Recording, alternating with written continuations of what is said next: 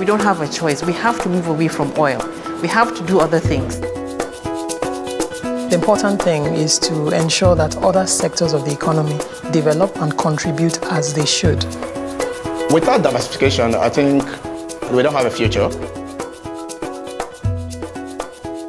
It means taking the sectors one by one and finding out what it will take to make them viable in Nigeria.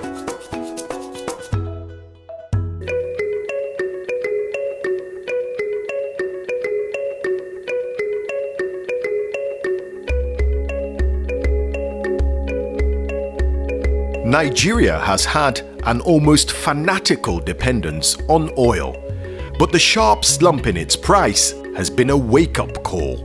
We've been pushed to the limit, so we don't have a choice. We have to move away from oil. We have to do other things. So it's not a matter of we're going to do it, but we're not yet ready. But we have to, and we've started doing it. The rebasing of Nigeria's economy has shown that it's more diversified than we thought.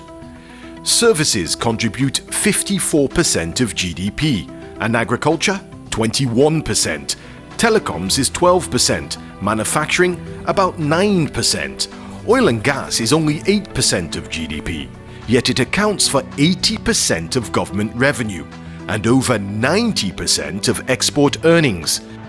Now there's a real push by the government to accelerate diversification. Some people will argue we've talked about diversification in the past. So the first point to make is that we need to remind ourselves that this is not just lip service, that this thing is truly important. That if we don't do it, we'll continue to have this, very difficult cycles of boom, bust, boom, bust. An economy cannot stand on one leg. We must create those conditions that will empower our people to do other things well beyond oil. There's real urgency in the government's effort to diversify our economy. And at the heart of that drive towards diversification is the Economic Recovery and Growth Plan. It's a plan for 2017 to 2020. And that plan is focused on 3 priorities. Basically to grow the economy, to invest in our people, and to engender or encourage competitiveness in our economy, because we believe that will create so many other good things. There are more interministerial committees working together. The ministers are not being territorial and saying, this is my turf, don't go there. So there's more commitment. The economic management team has a number of ministers, so agreements and sensitizations and so on. So there's a collective responsibility in ensuring that things are being done. Government investment in infrastructure is an important part of the rescue plan for the Nigerian economy, as is a more enabling environment for business to thrive.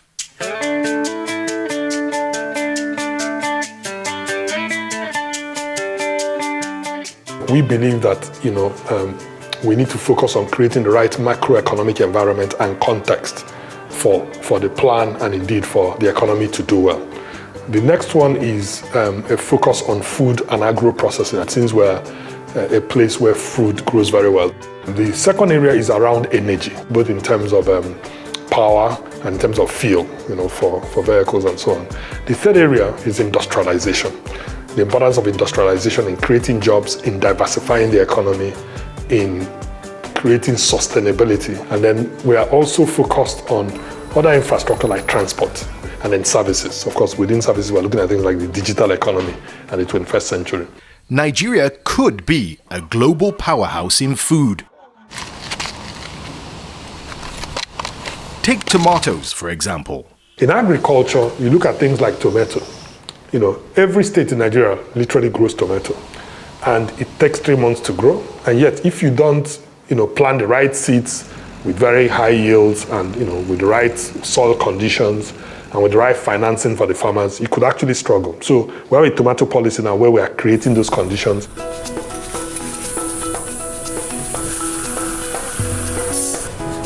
And then there's sugar. My name is Rowan Mumbo.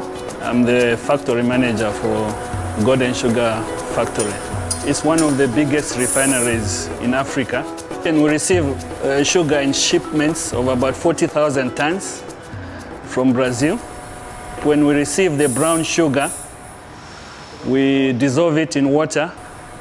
The next step is to clean up the sugar.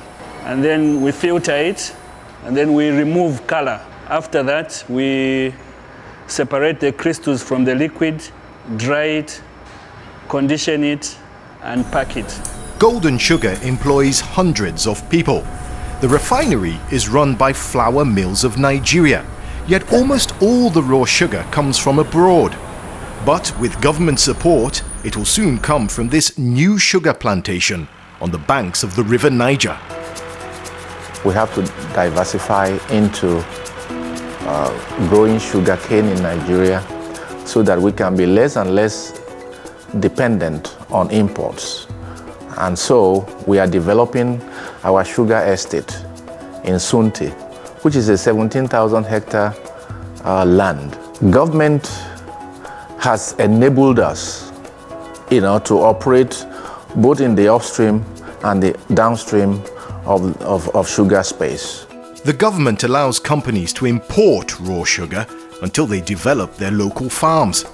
It's a scheme that was used to successfully scale up cement manufacturing, and it's working for sugar. We also have the support of Nigerian Sugar Development Council in ensuring that they monitor what we are doing. They support our cultivation of sugar in Sunti. They also help us to develop the outgrower schemes in Sunti. We have farmers that we develop locally that will be able to join in cultivating sugarcane. We provide the land, we provide the facilities, the irrigation facilities, we provide the seedling, but these farmers own their lands and they are able to cultivate sugarcane and supplying that sugarcane into our crushing mill. The funding for this project is supported by the government. Yes, that's okay. Okay. How many can you finish one day? How are you? I think okay. Over 700 kilometers south of Niger, in Anambra State, government support has helped this man become the #1 manufacturer of Nigerian-made vehicles. We produce buses from 7-seater to 62-seaters. We produce SUVs. We produce pickups. And we produce small cars. I import car engines and car electrical components, which we cannot do here. We do all the body, carcass, everything in Nigeria here. Our vehicle, we are reinforced very well for African standard, for African road, because African road is more rugged road. So we are trying to put suspension, special suspension, to suit the roads. So that's why most of our customers are using us in vehicle. The government recognizes the need to support manufacturing, so we industrialize fast. The policies that government are doing now, today in Nigeria, manufacturing in Nigeria will pick up. And we have looked and find out that is the way forward for Nigeria. When we are doing so many things locally here, it will help our economy. And government have found out and they have started doing some policy to support this idea, doing things local in Nigeria. Anyone I want to do, I apply for the license and I get it easy without any stress. And immediately you meet up the requirement, they give you a license. And there's no issue about that. Manufacturing in Nigeria is the best today. We are happy now being in Nigeria, doing manufacturing more than before. Innocent employs over 7,000 workers, and they make about 300 cars a month. The Bank of Industry helps grow the business. Most of the equipment I'm using are bought by Bank of Industry. And anytime I need more, they normally buy from me. That's why I say that government did a good thing by setting up Bank of Industry. Also, together with the NAC, National Automotive Council, they give me all the support. And that's why my factory grew fast. We believe diverting our economy to manufacture things local in this country will help our economy. We need to export things from Nigeria to other countries, not only oil. We want to export other things. And before you export other things, you must manufacture them.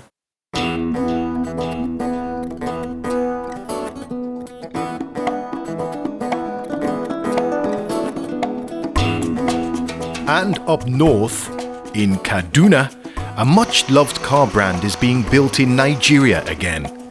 In the mid-1980s, over 90,000 cars a month rolled off this assembly line. But with cheap second-hand cars from abroad and decades of poor government policies, production dwindled. But in 2013, AMCON, the Asset Management Corporation of Nigeria, stepped in. Now, 300 skilled local staff assemble vehicles here every month. AMCON took over, established purposeful leadership, because with AMCON coming in, a new management came on board. And a new management with clear directives. I think PAN is a success story in terms of skills development and capacity building. Today, as you will see, we don't have any foreigner working in this company. Honestly, we want to regain our leadership position in the market. We want to regain our industrial activities and be able to still employ those number of people we used to employ. We will continue to partner with government to ensure that they develop and promote policies that will enable us to achieve that. If Pujo has the opportunity to rebound to his past glory, there will be many opportunities to contribute to the diversification of the economy. Diversifying the economy isn't just down to large-scale manufacturers. Small businesses will play a big part. We are highly determined to implement this media campaign aimed at changing the psyche of Nigerians from our dependence on foreign goods and services. At this event in Abuja, the government is launching a campaign to encourage citizens to buy Naija. When we are going to go from city to city to ensure that we push, and we persuade Nigerians that they should buy made in Nigeria. Our products are the best, they are the safest, and they are the most original. I thank you very much. We're not selling from an empty wagon. This Made in Nigeria campaign is for real. It's happening. Get on board and let's make a success of it. That's music to the ears of hard-working small businessmen like Nosa. He's been making shoes since he was in primary school. The dollar went up. I think the economy was harsh on everyone. So in a bid to survive, everybody have to fall back to a cheaper way of getting things done. And I think the solution was Made in Nigeria goods. And our government, that's the campaign of the day, that we should patronize Made in Nigeria products. I think from there they say, let us give it a try, and we try and convince them. I think that's the major reason why people are now rushing it. I've gotten one support from the federal government. They gave me a grant, which really boosted up the business. The business actually grows drastically after the grant. Before the grant, I was trying to sell a maximum of 4 or 5 pairs per week. But after the grant, we are selling in 50s, in 100s per week. It's going up as the day goes by. The government-run Bank of Industry was set up to support SMEs with badly needed capital and capacity. We realize that many of them have capacity limitations, even though they might have brilliant business ideas, but they didn't know how to convert them into good business models and then come up with brilliant business plans that could attract financing, be it debt or equity, within or outside the country. So we help build the capacity by engaging more than 200 business development service providers across the country who conduct capacity building programs all over the country and also handhold the entrepreneurs. At this warehouse in Ikeja, Lagos, the number of goods distributed across the country is increasing every month. Jumia is at the cutting edge of the new digital economy in Nigeria. In just 5 years, it's become one of the leading online marketplaces in Nigeria, and hundreds of vendors now sell on its platform. So basically you upload the item, you take the picture, you upload it, and it comes up on Jumia website. Anytime there's an order, you see it on your page, and you bring the item to the warehouse here where we deliver for you. So once we deliver for you, your money gets to you Vendors in Lagos, in different parts of the country, can reach customers in different parts of the world. Even right now, we've started doing global orders. We have vendors in China, we have vendors in Spain, we have vendors in England also selling our platform. To the credit of the government, I think they realize that there's a lot of potential in e-commerce, and therefore it's one area to really pay attention to. Okay. First thing would be in terms of broadband deployments, just making sure that more people have access to internet. My interactions with government suggest to me that that understanding is there. Two is, of course, still related to infrastructure. Yes, the convenience of ordering it online is there, but ultimately the item is a physical good that has to be delivered, and it has to be moved on a truck, it has to be moved on roads, or it has to be moved by rail and get to the final customer. I see that there's future and e-commerce is here to stay, and there's no doubt that this industry will continue to grow, because it's not just about Jumia, it's about the economy itself. It's an industry that's changing the way business is done.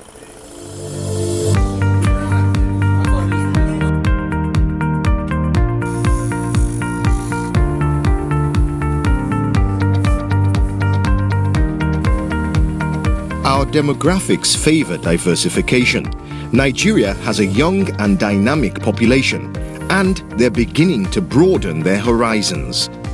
They themselves are already seeing that there are other alternatives outside of oil and gas, IT being one, agriculture being another. So you are seeing telecoms in terms of technology development, software and technology being one way that the youths are moving. You see agriculture as another way that they are moving, and you see that they've diversified. There was a time when it was only banking that everybody wanted to work in, then oil and gas, and you're seeing that change. So once you can tap into the demography of the youths and you know where they're thinking, then you know that there is something that has started to change. Entertainment is a big way where diversification has happened as well. So you see them going into music, going into the arts and all of that. So there are areas, pockets of diversification that you actually see happening.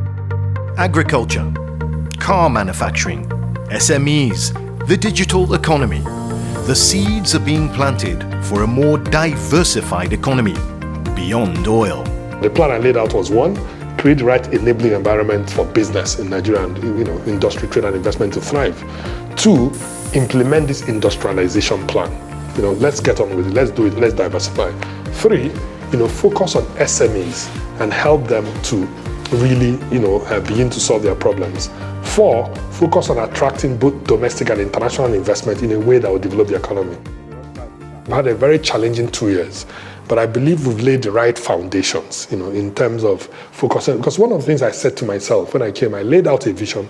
I said, go for first things first. The things are unarguably the objectives that you ought to focus on, even if they look big, because I was taught many years ago that it's good to dream big, because God makes dreams come true.